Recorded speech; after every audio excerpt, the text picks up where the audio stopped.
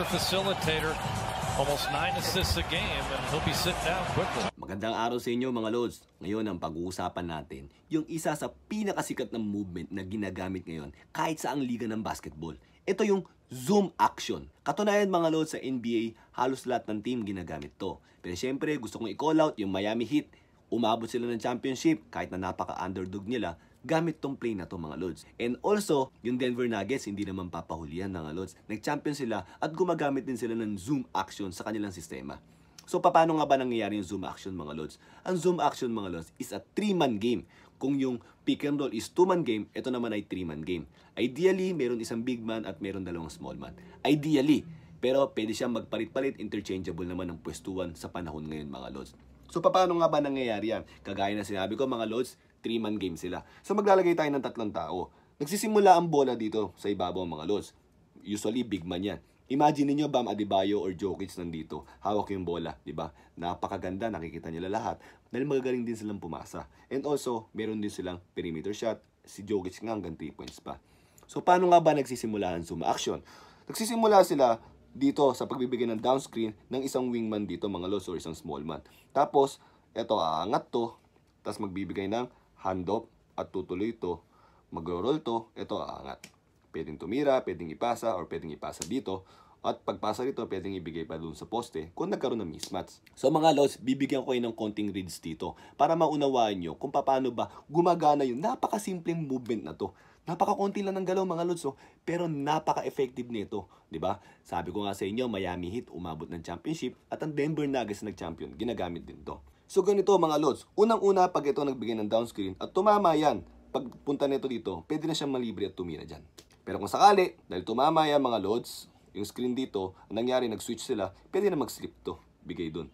Jokic, Bam Adebayo, sila Aaron Gordon, isipin nyo, sila Jimmy Butler, di ba, pag pinasahan dyan. Kaya sila Jamal Murray, di ba? At palagay natin mga Lods, nabantayan pa rin naman mabuti. At ito nakahabol. Imagine niyo mga Lods, meron pa yung another. Dahil pahabol ka pala, medyo nasa likod ka, may advantage. Dito magkakaroon ng hand-off. Isipin niyo mga Lods, si Jokic ang magbibigay ng hand-off. So kaya paano magkakaroon na naman another advantage.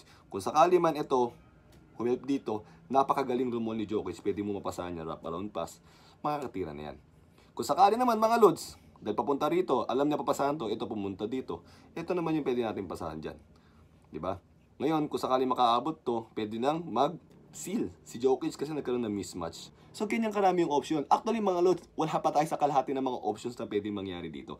Pero pinapakita ko lang sa inyo kung ano nga ba ang zoom action. Ang zoom action, mga Lods, hindi yan limited sa isang side. Pwede rin mangyari yan dito. Kunwari, nandito yung bola, sa bandang gitna, magbibigay ng screen dito, tapos magbibigay ng hand-off dito, tutuloy, roll, ito lalabas dito. Kahit sa gitna mga Lods, pwede rin naman gawin yan. At ang zoom action mga Lods, minsan hindi yan itinatawag. Minsan sinasama yan sa mga plays, kagaya ng horns.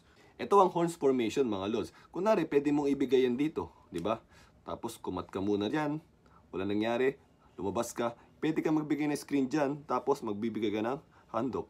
Diba? Zoom action pa rin yan mga Lods. Pwede rin naman sa 4-out mga Lods. Pagpalagay mo dito, pinasa mo yung bola dyan, kumat ka, wala nangyari, punta ka dun. Tapos ang gagawin mo, lalabas ka lang dyan, bigay ng down screen. Ito na, zoom action na tayo mga Lods, diba? Ang zoom action mga Lods para rin pick and roll yan. Pwede mo yung isingit sa kahit anong play.